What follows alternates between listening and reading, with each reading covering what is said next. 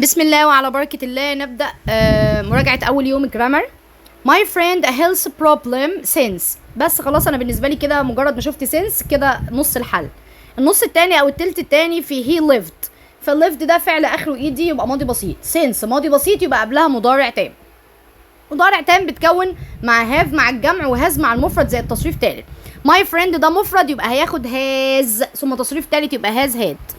الجملة التانية I dinner when عادل arrived so I warmly asked him to share the meal with me. أنا كنت باكل فالأكل ده حدث مستمر لما عادل وصل، فطبعا وصول عادل هيقطع الأكل ده الطبيعي، يبقى ماضي مستمر ماضي بسيط. هو جايب لي الماضي البسيط يبقى باقي الماضي المستمر اللي هو was مع I والمفرد were مع الجمع زائد ing يبقى was having.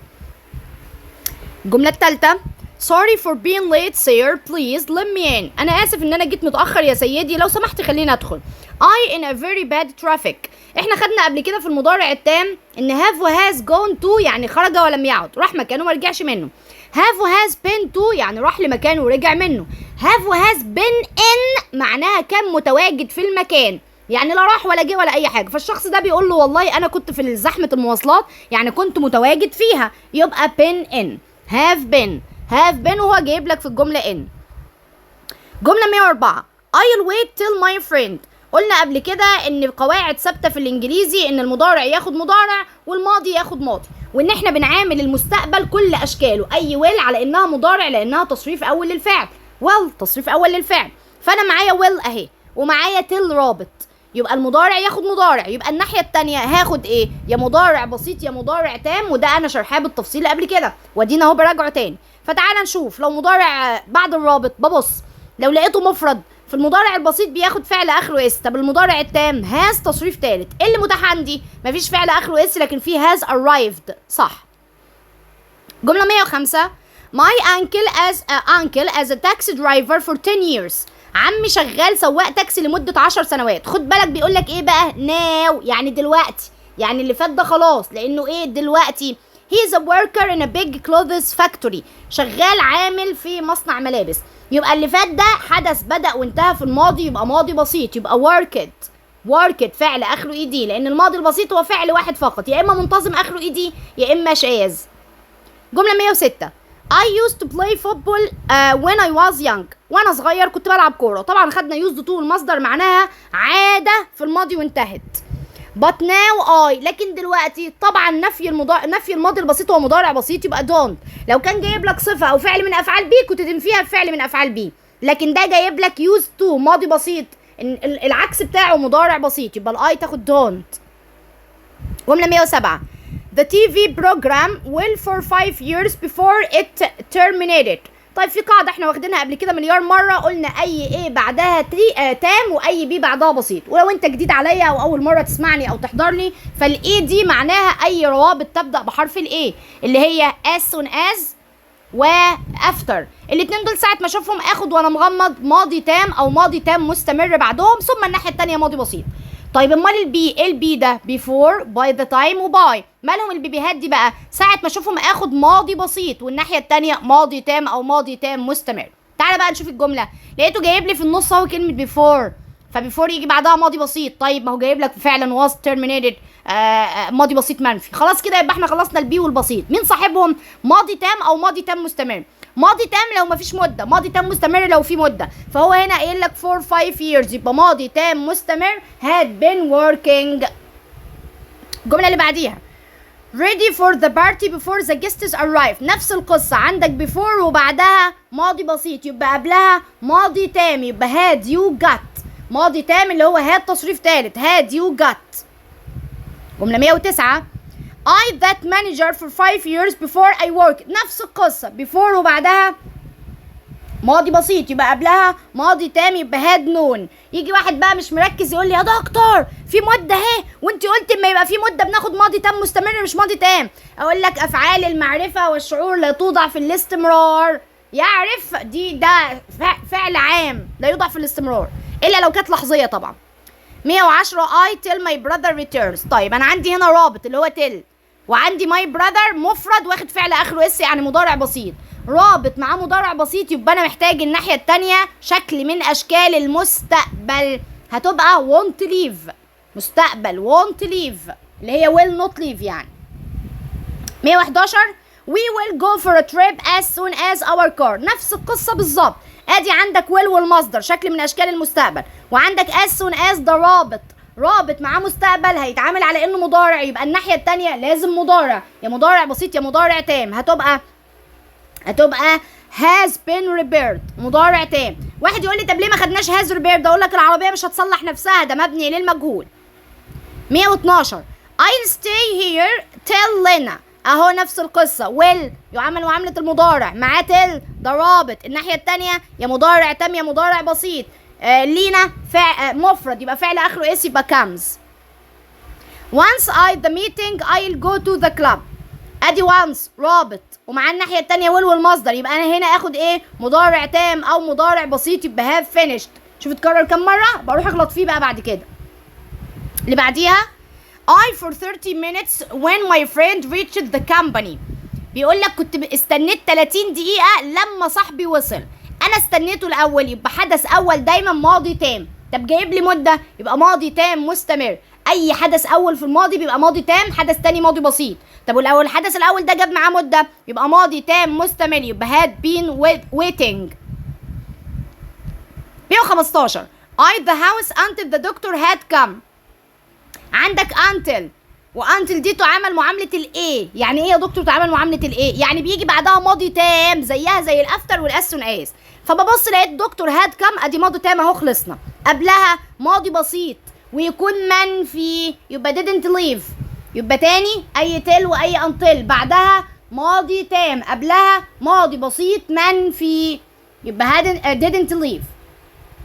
جملة 116 It's nice that cats usually clean. من اللطيف ان القطط بتنظف ايه؟ نفسها themselves. لان لو شلنا القطط هنقول they. جملة 117 Who is the of the two boys. مادام اتنين قلنا مليون مرة، حتى لو جايب كلمة the مادام اتنين قالك two، قالك two brothers، قالك twins توأم، اي حاجه فيها اتنين يبقى ده مقارنه. تشوف لو صفه قصيره تحط لها اي ار، ولو طويله يبقى more. يبقى دي صفه قصيره هتبقى taller. by next October I the university. طب تعالى نقول لك كلمه باي دي، قلنا مليون مره اي باي بعدها وقت مستقبلي بتاخد will have تصريف ثالث. تاني اي باي تلاقيها جايه في الامتحان بعدها وقت مستقبلي. يعني يقول لك كلمه next، يقول لك 2050 2030 او tomorrow او مش عارف نيكست، مش اي حاجه مستقبليه تروح وانت مغمض واخد will have تصريف ثالث لو معلوم. لو مجهول will have been، بس هي هنا معلوم هناخد will have joined. جمله 119 بيقول لك spending the weekend in Alexandria. spending ده فعل زائد ing، وده اساليب الاقتراح اللي خدناها في الوحده الرابعه. كنا ملخصينها في ايه من الاخر؟ كنا بنقول لو لقيت about، لو لقيت considered، لو لقيت fancy، لو لقيت recommend، لو لقيت suggest وانت مغمض تاخد فعل زائد ing. وطبعا العكس بالعكس، لو هو جايب لك ing دور على واحده من دول. طب كنا بنقول ايه كمان؟ كنا بنقول اي فعل ناقص واي لتس بياخد فعل في المصدر. طب تعالى نبص كده على الجمله، لقيته بيقول لي spending فعل زائد ing. نبص على اول واحده could، لا ده could ده من الافعال الناقصه واحنا قلنا بياخد مصدر. نبص على بي why don't you، لا why don't you دي كمان بتاخد فعل في المصدر. بص على سي ليتس، انا لسه قايله حنان الليتس دي زيها زي الافعال الناقصه زي واي دونت بتاخد مصدر. اخر واحده هاف يو كونسيدرد، ايوه هي دي كونسيدرد اللي احنا قايلين عليها، لما نلاقيها ناخد ing يبقى هاف يو كونسيدرد. 120 your composition it's full of mistakes. يا ابني انت كنت راجع يا ابني التقرير بتاعك اللي انت مقدمه ده مليان اخطاء، فانا كده بعمل ايه؟ هو كده اخطأ خلاص، فانا كده بعتب عليه او بلوم عليه. واحنا قلنا لو واحد ندمان بعاتب واحد بلوم عليه باخد مصطلح اسمه should، او لو في النفي shouldn't have تصريف ثالث. should او shouldn't have تصريف ثالث، يبقى هنا should have revised اللي هي بي. 121 I had a lot of money. انا معايا فلوس كتير. I that expensive t-shirt but I don't like baggy clothes. كنت اقدر اشتري التيشيرت ده لكن انا ما بحبش الهدوم اللي واسعه عليا. قلنا في مصطلح خدناه اسمه كان يقدر وما عملش. ولو حد فيكم حضر معايا الشرح من اول السنه فانا حكي لكم قصه حازم زميلي، كنت اقدر وما عملتش، يبقى could have تصريف تالت، يبقى could have bought او bought. could have تصريف تالت. الجملة اللي بعديها 122 you another mobile phone the one you have is just fine. على فكرة الموبايل اللي انت شايله ده او اللي معاك ده كويس، ما كانش لازم تجيب واحد تاني، يبقى انا كده بعتب عليه، بس حاجة المفروض ما كانش يعملها يبقى نفي. shouldn't have bought. shouldn't have bought يعني ما كانش المفروض تشتري واحد تاني اللي معاك شغال. 123 you could do this task with your friend if you wish. تقدر تعمل، بص بقول له ايه، تقدر تعمل الشغل ده او التاسك ده مع صاحبك لو انت عايش. ده ايه؟ لو انت عايز. ده ايه؟ this shows ايه؟ suggestion. ده اقتراح، بقترح عليه مش بجبره. 124 you must repeat these silly mistakes or you will get low marks. بقول لك ايه، الاخطاء السخيفه اللي انت عاملها دي والا هتجيب درجات سخيفه. اقول له رتبها ولا انكرها ولا تجنبها ولا استمتع بيها؟ اكيد تجنبها، يبقى فعل اسمه avoid. 125 the criminal was indistinguished to avoid انكار يعني disguise يعني avoid by the police. being arrested the criminal was indisguised to avoid being arrested. بيحاولوا ان هم ما يتمش القبض عليهم، مبني للمجهول، يبقى being arrested.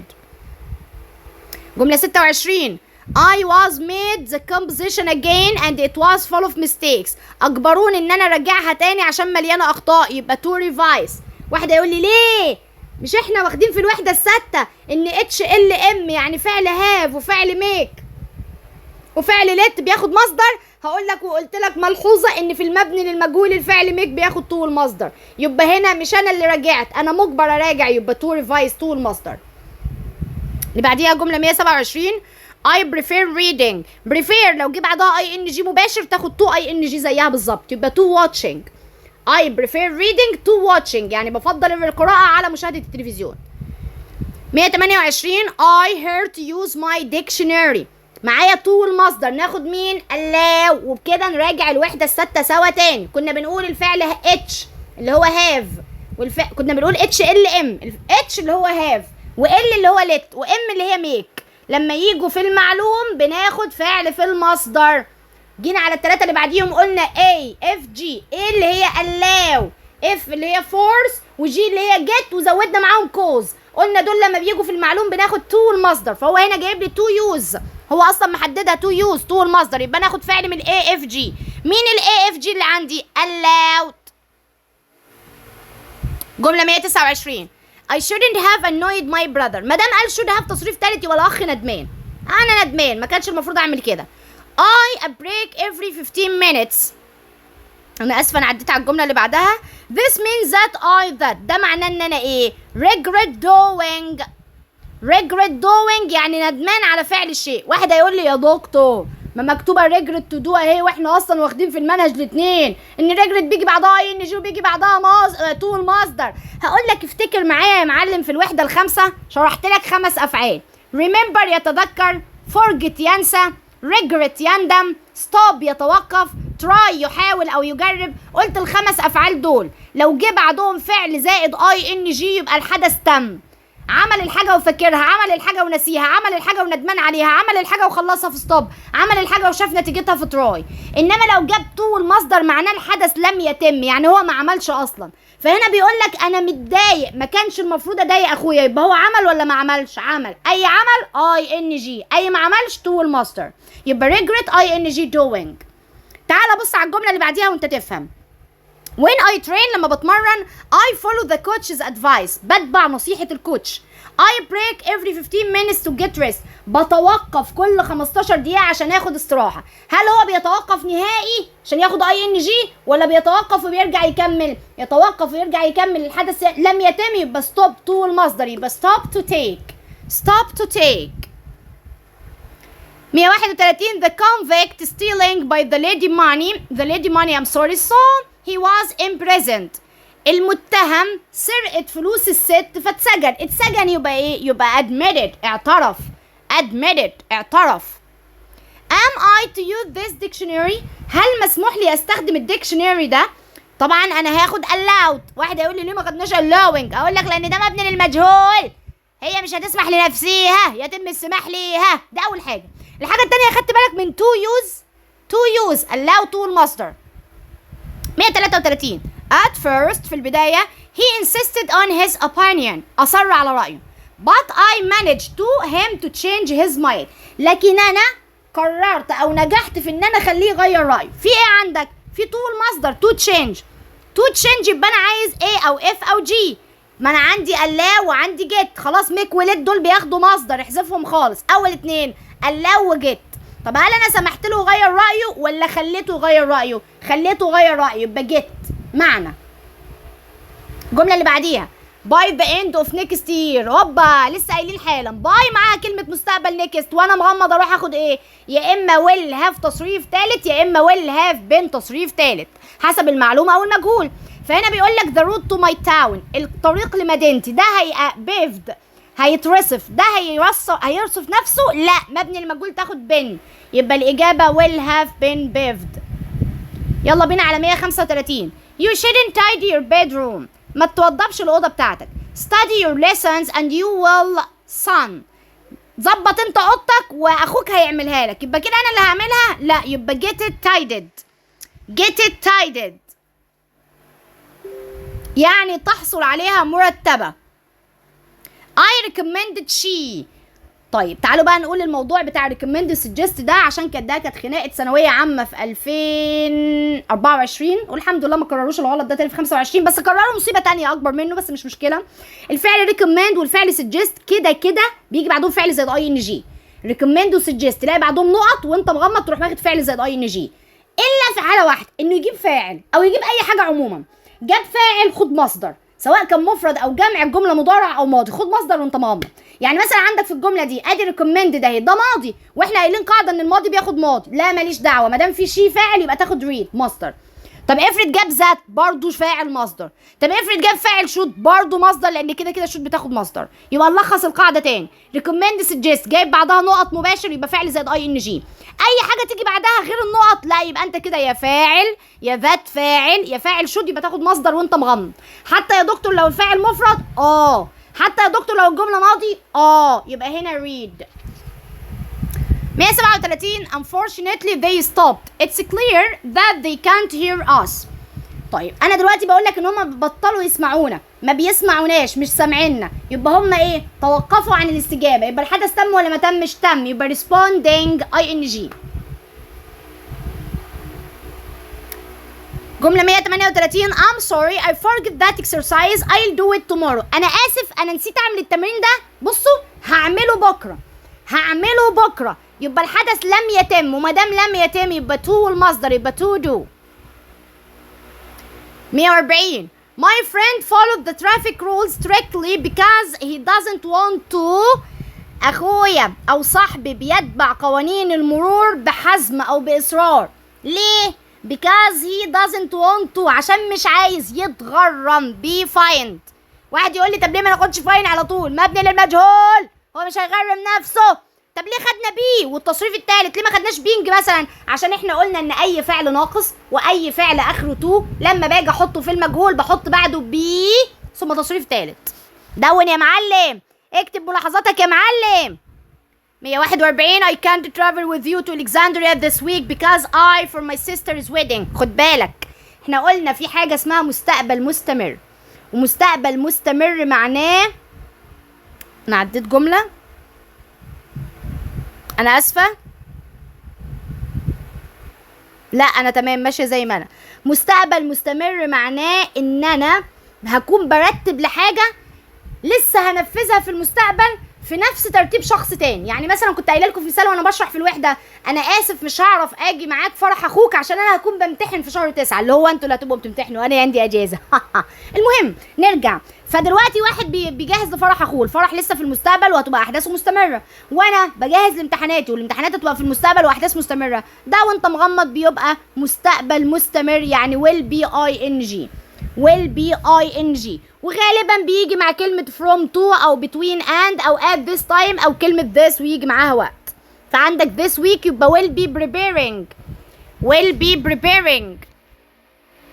جملة 142 I my friend كامل since we were at school. عندك since وبعدها ماضي بسيط يبقى قبلها وانت مغمض مضارع تام يبقى have known. I hate all day. It's very interesting but I'm only on chapter 3. تقريبا كده بيقرأ رواية فبيقول لك طول اليوم بقرأ فيها. قلنا قبل كده ان كلمة all سواء جت مع مدة اللي هي day او night او سواء جت مع كمية مفعول كبيرة يقول لك all the homework, all subjects, all my اي حاجة دي بتاخد حاجة مستمرة. فهنا have been reading مضارع تام مستمر. After I returned home بعد ما رجعت البيت I found that my clothes by my sister. رجعت البيت كتر خيرها والله جزاها الله خيرا لقيت هدومي اتكوت من اختي. طب اولا هي الهدوم هتكوي نفسها؟ لا يبقى كده كده مبني للمجهول. حلو. تاني حاجة هو رجع البيت فاكتشف ان اخته كوت. يعني ايه اللي تم الاول؟ اخته كوت الاول يبقى ده ايه؟ ماضي تام. طب يبقى ماضي تام في المجهول يبقى had been ironed. had been ironed.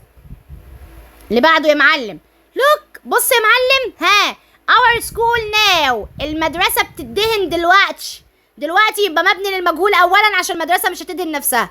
ثانيا مستمر يبقى is being painted مضارع تام مستمر في المجهول. انا اسفة مضارع مستمر بس في المجهول is being painted. اللي بعديها 146 most of the novels اغلب الروايات by نجيب محفوظ are still read by thousands of people ما زالت تقرأ عن طريق آلاف المصريين. بص كده على الجملة هتلاقيها مبني للمجهول. هي الرواية مش هتقرأ نفسها فمبني للمجهول يا إما تاخد where تصريف تالت يا إما which where تصريف تالت. هنا ما عندناش which where تصريف تالت ولا عندنا where تصريف تالت بس مفيش جملة أصلا فهتبقى written بس. طب ده إيه بقى؟ ده ايه؟ ما هي المفروض تبقى which were written. هنا عندنا which written لوحدها و were written لوحدها فده غلط وده غلط. طب نعمل ايه؟ احذف ضمائر الوصل. ده اللي احنا شرحناه في حذف ضمائر الوصل. قلنا لما بنيجي نلاقي الجمله ناقصها فعل او الرابط الوصل جاي ومش جاي معاه الفعل مظبوط بنحذفه. طب نعمل ايه؟ لو معلوم بنحط اي ان جي ولو مجهول بنحط تصريف ثالث. هنا الروايات هتقرا نفسها؟ لا يبقى ده تصريف ثالث مبني المجهول. الجمله اللي بعدها انا مش عايزه اتكلم فيها بيقول لك باي نيكست وانت مغمض will have been built. will have been built قلنا اي باي فعل في المستقبل كلمه في المستقبل يبقى will have تصريف ثالث او been تصريف ثالث لو مبني مجهول. in exams في الامتحانات student is given a question paper. خد بالك ان كلمه student مفرد. هنا معنى الجمله ان كل طالب بيدوله ورقه اجابه او ورقه اسئله فانت هتروح زي الباشا تجري تختار كلمه all هديك على وشك. قلنا ان all دي ما بيجيش بعدها مفرد ابدا بيجي بعدها اسم جمع معدود يبقى all غلط. طب every معناها 3 فيما فوق ينفع يجي بعدها اسم مفرد؟ اسم مفرد فعل مفرد صح. طب each معناها 2. طب هل الطلبه في الامتحان بيبقوا 2؟ لا يبقى غلط. طب each of قلنا بيجي بعدها اسم جمع. لو سيادتك مراجع القاعده دي لا تعالى راجعها معاك انا عارفه انتوا في توتر امتحانات. كنا بنقول ان احنا عندنا each نبدا بالصغيرين الاول each وevery وايذر ونايذر الاربعه دول بيجي بعدهم اسم مفرد فعل مفرد. ركز رغم ان معناهم 2 أو 3 ملناش دعوه اسم مفرد فعل مفرد.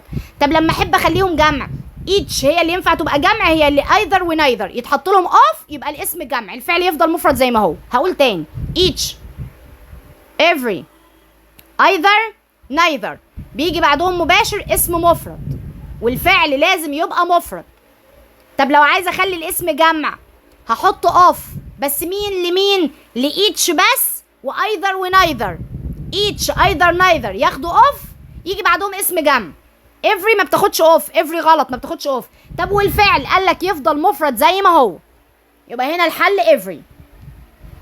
الجملة اللي بعديها he is very sad because جملة 149 his money has been lost. money غير معدود. الكلمة الوحيدة اللي بتيجي مع غير معدود هي كلمة all يبقى all دي تخصصها حاجتين جمع معدود واسم غير معدود all. بسم الله. جملة 150 we need to book a bigger hall. محتاجين نحجز صالة أكبر من كده. this one can hold guests only. ليه بقى؟ محتاجين نحجز قاعة أكبر من كده ليه؟ عشان القاعة اللي احنا فيها دي هتاخد عدد من الضيوف بس قليل. هو هياخد الضيوف بس مش بكفي. تعال أقول لك أول حاجة كلمة guests دي معدود فمعدود تاخد ايه؟ تاخد a few وتاخد a lot of وتاخد many. شيل no عشان هو معنى الجملة مفيش فيها نفي. طب انا هنا قصدي ايه بقى؟ مش قصدك حاجه يا معلم، انت عندك only، انت عايز تقول ان القاعه دي هتشيل عدد قليل بس كفايه، بس انت عايز تحجز اكتر، بس انت معاك كلمه only. علم معايا كده، اول ما اشوف كلمه only في الامتحان فيا اما هختار a few a few، واما a little. لو معدود a few، ولو غير معدود a little. دي من الحاجات المحددات اللي خدناها في الوحده التاسعه اساسيه. يبقى انا عندي كلمه only اخد a few. ليه؟ عشان الجستس معدود. 151 I've read of your ideas and I like them all. حبيت قرأت شوية من أفكارك أو بعض أفكارك، يبقى some، لأن الأفكار طبعا ما ينفعش أقول له none، ما قرأتش، أمال أنت حبيتهم إزاي؟ يبقى كده كده غلط. تعالى على any، دي بتيجي في النفي، لا كده كده غلط. طب much، لا دي معدودة، يبقى some of your ideas، بعض أفكارك. 152 there is meat left. meat غير معدود، يبقى أنا مغمض، يا إما much يا إما little يا إما little. طب تعالى نشوف الجملة التانية، لقيته بيقول لي only we only have enough for 3. هنا مش only اللي هي معناها المحددات، لا كمل كده and we have invited 12 people. احنا عندنا لحمة تكفي 3 واحنا عازمين 12، يبقى اللي عندنا قليل ومش مكفي، يبقى little، لأن لو كان مكفي كنا خدنا a little. 153 of the students failed all of them passed. بقول لك كلهم نجحوا، يبقى مين اللي سقط؟ none of the students، ولا واحد. 154 I'm sorry I don't have time to help you. أنا آسف ما عنديش وقت أساعدك. ده نفي، والنفي بياخد any. قلنا some بتيجي في الإثبات وسؤال الطلب والعرض، قلنا any بتيجي في النفي وأي سؤال غير العرض والطلب. جملة منفية فيها not يبقى any. 155 I haven't seen Yasser the last time. قلنا أي كلمة the last time، the last meeting، the last conference، أي the last معاه اسم تاخد since وأنت مغمض. 156 a lot of smart mobile phones in China. موبايلات يتم إنتاجها في الصين، دي حقيقة، يبقى مضارع بسيط عادي. وده الموبايل هينتج نفسه؟ لا، يتم إنتاجه، يبقى are produced. 157 not students will get 4 marks unless they study hard and do revision work. مش كتير من الطلاب هيجيبوا الدرجة النهائية إلا إذا ذاكروا بجد وراجعوا أيام الامتحانات، يبقى الطلاب جمع معدود تاخد many. 158 I spend time watching TV. كمل كده عشان أغلبهم ينفع ما عدا a few. كلمة تايم ده غير معدود فما ياخدش افيو لان مش معناها عدد مرات هنا، فافيو الوحيدة اللي غلط. الوت هي كمان غلط لان المفروض يجي معاها اوف او تيجي هي نفسها اسمها لوتس اوف. اتبقى عندي ماتش وقليل. هل هو قضى وقت كبير بيشاهد التلفزيون ولا وقت قليل؟ تعال نشوف. بيقول لك I'm always busy studying most of the day. انا دايما مشغول بذاكر، يبقى ده قضى وقت قليل a little. has arrived on time. haven't they؟ الكل وصل في ميعاده، مش كده؟ اولا انت عندك they ضمير جمع، لكن اول الجمله has فعل مفرد، يبقى هناخد واحد من جماعه one. قلنا جماعه one او جماعه body، يبقى everyone. جمله 160 I regret making that silly mistake. I have طيب احنا خلاص بقى اتعودنا خلاص، اول ما يقول regret او فعل blame يندم او بيلوم او يعاتب يبقى الحدث تم، يبقى كان المفروض ناخد should have تصريف ثالث، او لو حاجه وحشه ما كانش المفروض اعمل shouldn't have تصريف ثالث، فهو جايب لك have quarreled يبقى ناخد shouldn't. 161 she be happy she has just passed her final exam. نجحت في امتحانها، وحده بتاعت الاستنتاج، يبقى ايه؟ يبقى must be happy، اكيد فرحانه. 162 مستر امين retired، اللي تقاعد. مستر امين اللي تقاعد، فانا ببص كده لقيت مستر امين ده عاقل، واحنا واخدين في القاعده بتاعه ضمائر الوصل العاقل ده له كام حاجه؟ اول حاجه لو جاي بعده فعل يبقى هو، لو جاي بعده فاعل يبقى هم، لو جاي بعده مملوك يبقى هوز. طب هنا جايب ايه؟ جايب ريتاير تقاعد. طب هو مش ريتاير ده ماضي؟ طب ما احنا عايزين ناخد ايه؟ عايزين ناخد هو. طب ما هو يجي بعدها ريتايرد ولا هو هاز ريتايرد؟ هو جايبها لك اصلا الحمد لله هو هاز.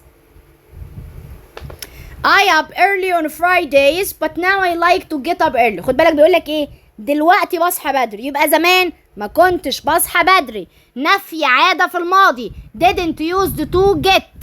didn't used to get لم أكن معتادا على الاستيقاظ مبكرا. قاعدة بتاعت used to في الوحدة الأولى ومتعادة تاني في الوحدة ال11. متعود يعمل حاجة وبطلها used to المصدر. طب متعود يعمل حاجة ولسه بيعملها، قبل used to هحط فعل من أفعال be أو become أو get وأحط بعدهم فعل زائد ing. جملة 164 my father to work when he was young.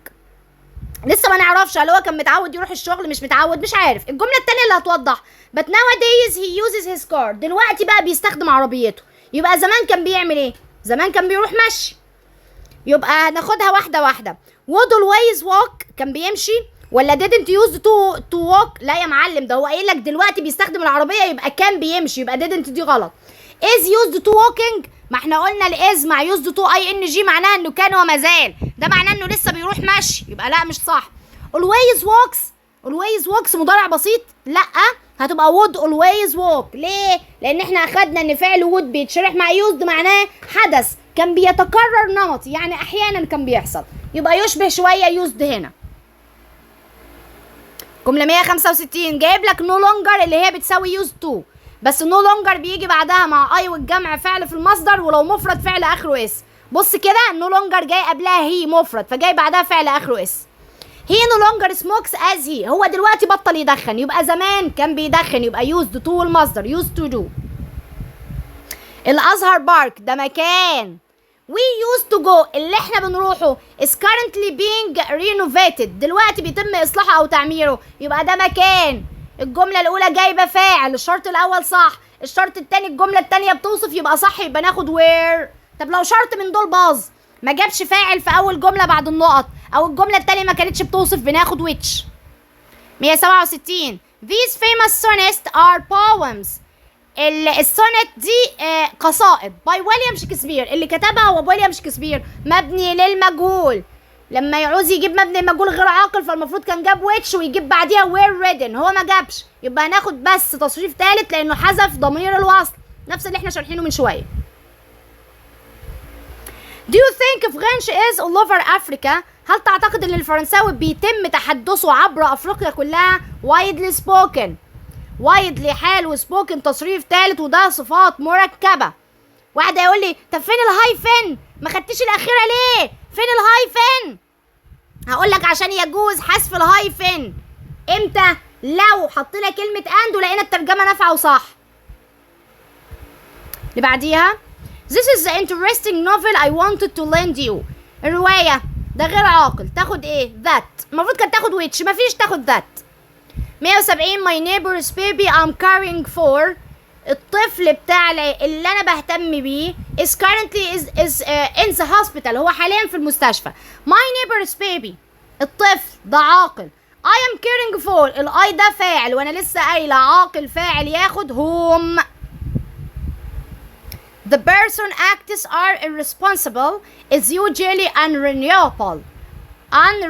انا اسفه، الشخص اللي افعاله غير مسؤوله وتصرفاته مش حكيمه ده غير ثقة. unreliable يعني معناها جاي من فعل rely on يعتمد على، وديبند on معناها untrusted غير ثقة. هتبقى whose acts لأن الأكتس بتاعته التصرفات بتاعته مملوكة ليه whose. it's a fact well known. طب well known أنهي يا دكتور؟ اللي فيها هايفن ولا ما فيهاش؟ اللي فيها. طب ليه المرة دي حطينا هايفن؟ عشان لو حذفناها الترجمة بتبوظ، يبقى ده مش صفة مركبة، احنا عايزين صفة مركبة. it's well known حال تصريف ثالث. جملة 173 the mobile phone costs so that I couldn't buy it much. طبعا so much لأنه بيتكلم على الفلوس والفلوس غير معدودة. جملة 174 I was told that a secondary school in the neighboring village. أنا اتقال لي إن مدرسة هتتبني. طب هو المدرسة هتبني نفسها؟ لا، يبقى had been built. طب ليه يا دكتور ما خدناش has been built؟ عشان الجملة الأولى ماضي was، واحنا قلنا الماضي لازم يجي معاه ماضي يجي معاه ماضي. الجملة اللي بعديها 175 the car well العربية كويس it's no longer breaks down ما بقتش تبوظ خلاص الحمد لله، يبقى أكيد اتصلحت كويس، أكيد يعني must. طب الجملة في الماضي اتصلحت يبقى must have been repaired. طب ليه خدنا بين؟ ليه ما خدناش repaired على طول؟ عشان العربية مش هتصلح نفسها قلنا. جملة 176 اللي هي الوحدة ال 12. جابر he was ready for the interview. جابر بيقول ان هو جاهز، يبقى said. ما دام ما فيش مفعول يبقى ما ناخدش told، ناخد said. واحد يقول لي ما خدناش wondered ليه؟ اقول لك دي بتاعت الجملة الاستفهامية يا اخويا. طب واحد هيقول لي informed الأخيرة دي يخبر أو يبلغ، ما هي برضه زي told عايزة مفعول. 177 The social studies teacher مدرس الدراسات الاجتماعية told us، خدت بالك من us مفعول فجاب told that Russia إن روسيا the world is largest country is يا معلم. يجي واحد بقى يصوت لي دلوقتي يقول لي يا لهوي انت مش قلت لنا ان الماضي بياخد ماضي والمضارع بياخد مضارع؟ ما الفعل عندك اهو told. هقول لك انا قلت لك يا حبيبي لما يجيبوا معلومات عن الدول مواقعها مش عارف الدولة الفلانية تقع في اي حاجة حقيقة بتاخد مضارع بسيط. ارجع لشرح الوحدة ال 12. يبقى تاني المضارع بياخد مضارع والماضي بياخد ماضي فيما عدا حالات الحقائق. بيقول لك روسيا هي اكبر دولة، طب ما دي حقيقة يبقى از مضارع بسيط. 178 سمير me why I had chosen that t-shirt. ما دام في واي يبقى كلمة استفهامية يبقى ناخد الفعل asked. واحد يقول لي طب ليه ما خدناش inquired؟ انت جايله لنا والله في الوحدة دي ان asked و inquired wanted to know wondered كلهم بيستخدموا في الجملة الاستفهامية. هقول لك عشان قلت لك فعل واحد بس منهم اللي بيجي بعده مفعول وهو asked، وهنا عندك me اهو مفعول يبقى asked me، لازم يكون في asked عشان في مفعول، يبقى ما ينفعش inquired. جملة 179 my friend suggests. ها انا لسه جايله في هناك في الشرح في الصفحه اللي عدت ان فعل suggest وفعل recommend ساعه ما اشوفهم وانا مغمض بعدهم نقط على طول اخد ايه اي ان جي وانا مغمض. بس استنى كده، هو في اي ان جي؟ لا في نوت اي ان جي، خدها عشان فعلا مش هناخده عشان هيتاخر يبقى not waiting. 180 I don't think باسم is serious. انا مش متاكد ولا اعتقد ان باسم بيتكلم بجد. ليه؟ Do you believe he says؟ هل انت متأكد او مصدق اللي قاله؟ وانا متفقة معاكم ان اي حاجة في اللغة اي جملتين بينهم كلمة اللي فمعناها what. believe what he says، مصدق اللي قاله. اللي what. جملة 181 the young man was set free. الشاب خرجوه. set free معناها اطلق سراحه. the judge القاضي sure متأكد that he wasn't guilty ان هو مش مذنب. guilty معناها مذنب بتساوي convict مذنب، هيبقى مادام متأكد must have been. 182 حاتم his car it's still in front of the house. العربية لسه قدام البيت يبقى هو خدها؟ لا can't have taken مستحيل يعني can't have taken. 183 Is Mandarin the main language in China؟ هل اللغة دي اللي هي الصينية هي اللغة الرئيسية المتحدثة في الصين؟ ها المفروض نجيب ايه؟ المفروض اللغة دي غير عاقل فتاخد which، ما بتتكلمش نفسها مجهول فتبقى was spoken. هل في which و was و spoken؟ لا يا دكتور ده في which spoken بس و was spoken بس. كنسل كله واحذف رابط الوصل وهات تصريف تالت يبقى spoken فقط. براجع معاكم الوحدات من 12 لحد 7 اهو. الصفات المركبة والاستنتاج والمباشر وغير المباشر والقدرة كله، عشان يجي حد يقول لي الترم التاني فين؟ مراجعة الترم التاني فين؟ عند تيتا. My grandmother used to wear ankles on. التي دي غلط اعتقد كاحل في انكل في رجلها. لا ده روابط الكواحل ربنا يعافيها يا رب. تيتا بتلبس روابط في كل كاحل من رجليه. اما احنا عندنا كام كاحل يا جماعة؟ اللي هي العصعوصة اللي تحت في الرجل دي 2 يبقى each. اي حاجة معناها 2 يبقى each، وجايب لك الاسم مفرد اهو كتر خيره. دي المحددات الوحدة التاسعة اللي احنا لسه مصوتينها وشارحينها. I live in coastal city. انا عايش في مدينة ساحلية. has some fantastic parks. واللي فيها حدائق جميلة. في جملة اولها فاعل؟ لا يبقى ناخد which. واحد يقول لي ليه مش المدينة دي مكان؟ هقول لك انا لسه قايله لك شرط اساسي عشان تاخد where، ان الجملة يكون اولها فاعل. ده يا حبيبي جايب لك has فاعل، الشرط بس تاخد which. Peter me why he had accepted the position. بيتر اخبرني هو ليه اختار الوظيفة يبقى told. ليه خدنا told يا دكتورة؟ اولا عشان في مفعول. طب ليه ما خدناش اسكت؟ عشان اسكت بتيجي في الجملة الاستفهامية وده مش سؤال، ده اخبرني معلومة. 187 جمال made a silly mistake. His friends criticized him. جمال عمل كم خطأ تافه كده فصاحبه بينتقدوا فيهم أو يعني بيحاسبوا عليهم. يبقى فعل criticize بياخد حرف الجر for، يبقى for which. For which. Could you tell me why school suddenly yesterday؟ ممكن تقول لي ليه مشيت من المدرسة امبارح؟ نراجع مع بعض. أي كلمة استفهامية تستخدم كرابط في الوحدة ال 12 يجي بعدها فاعل مش فعل، يبقى you left. يجي واحد فيكم يقول لي ليه ما في علامة استفهام؟ علامة الاستفهام دي بتاعت أول السؤال اللي هو could، مش بتاعت why. يجي واحد يقول لي طب ماشي، طب ما في واحدة تانية يو هاد ليفت ما خدناهاش ليه؟ عشان بيقول له yesterday يا أخويا، مشيت ليه امبارح؟ مفيش حدثين ولا حاجة، هو حدث واحد بس في الماضي، يبقى ماضي بسيط يو ليفت. 189 our planets. النباتات بتاعتنا care of saint the gardener this. النباتات بتاعتنا موت الحارس او موت الجنايني. الجنايني مات، يبقى النباتات بتاعتنا حد بيهتم بيها؟ لا. طيب دي اول حاجه، يبقى احنا هناخد نفت. طب ما كلهم منفيين يا دكتور. تاني حاجه، هي النباتات هتعتني بنفسها؟ لا، ده مبني للمجهول، يبقى انا لازم اخد كلمه بتدل على المبني المجهول، يبقى اخر اتنين غلط لان الاثنين دول مبني للمعلوم. اتبقى عندي الاثنين اللي فيهم بين. هل اخد هاف ولا هاد؟ انا لسه قايله لك فوق يا معلم ان سنس بيجي بعدها ماضي بسيط او اسم يجي قبلها مضارع تام، يبقى haven't been taken. he was that the meeting had been postponed. قالوا له الاجتماع اتأجل، يعني تم اخباره، هو ما قالش لنفسه، يبقى told مبني للمجهول. 191 I tried to keep calm while. حاولت ابقى هادي بينما. اي رابط مفيش بعده فاعل ناخد فاعل زائد ing. تاني، اي رابط في الكوكب يجي لك بعده نقط على طول مفيش فاعل. بص على الاختيارات، لو في فاعل والجمله صح تمام، مفيش فاعل ناخد فاعل زائد ing. سواء كان معلوم فتاخد فعل اساسي اخره ing، مجهول فبتاخد being تصريف ثالث. طب لو هو اصلا الرابط فيه ing زي during و having فلا، هنا نعمل ستوب. having تاخد حاجه من اصلها هي فعل فتاخد فعل في التصريف الثالث، وduring اسم تاخد بعدها اسم. تاني، اي رابط مفيش بعده فاعل نضع فاعل زائد ing ما عدا having تاخد تصريف ثالث وduring تاخد اسم. اي خدمه.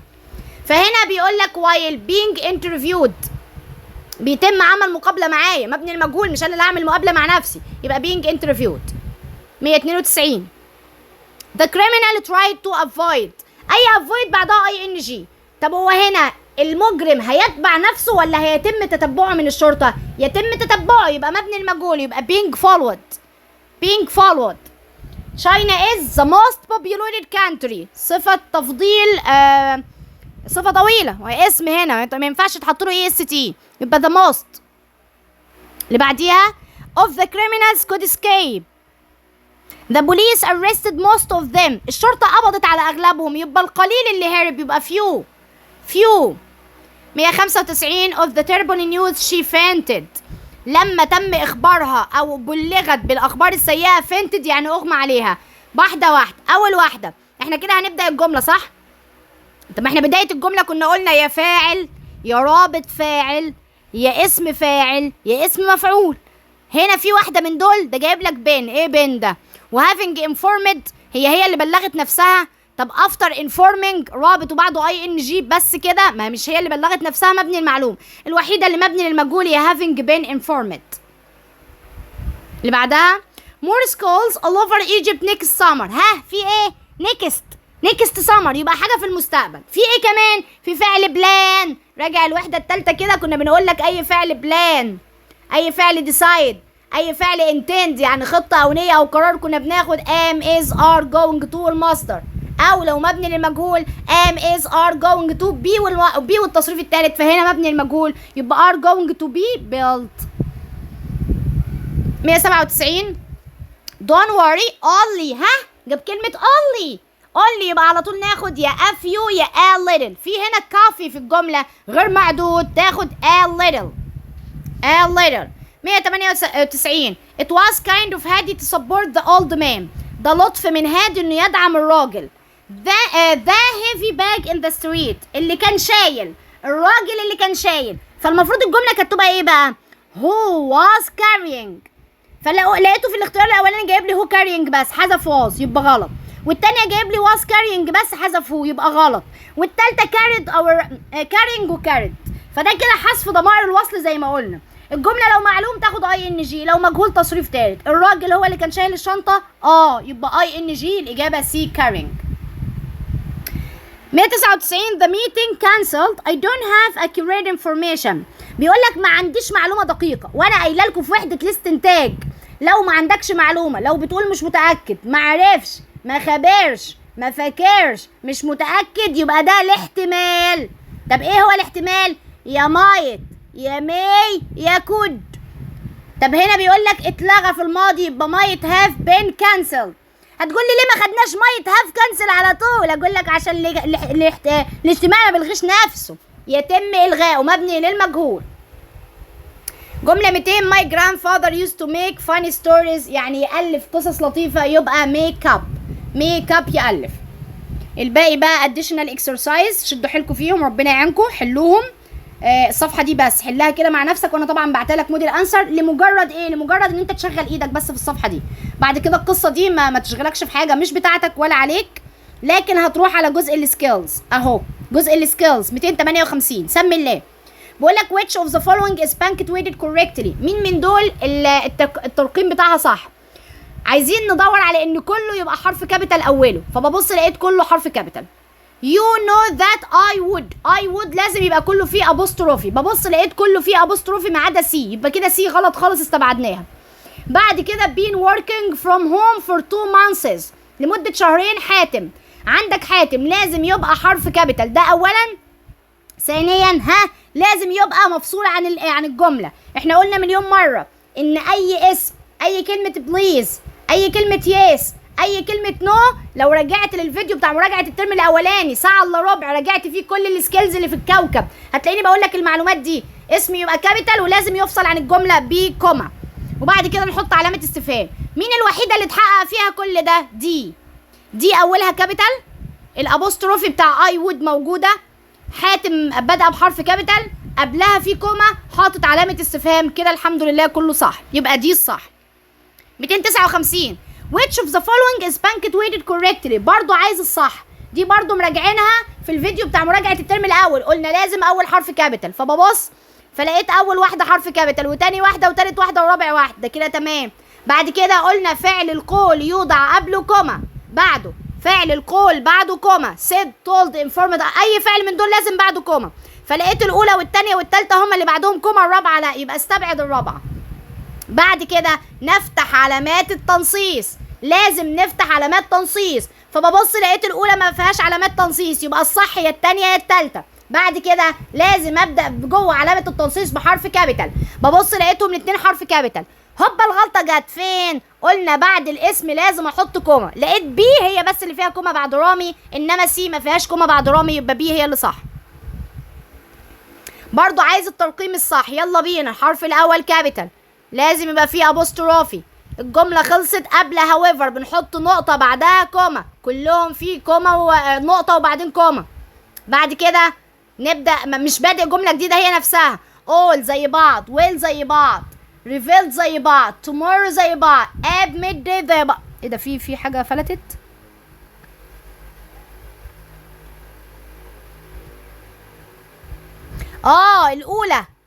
الأولى جايب حرف سمول، فكده كده مستبعدة. التانية all will be relieved tomorrow at midday، والتالتة at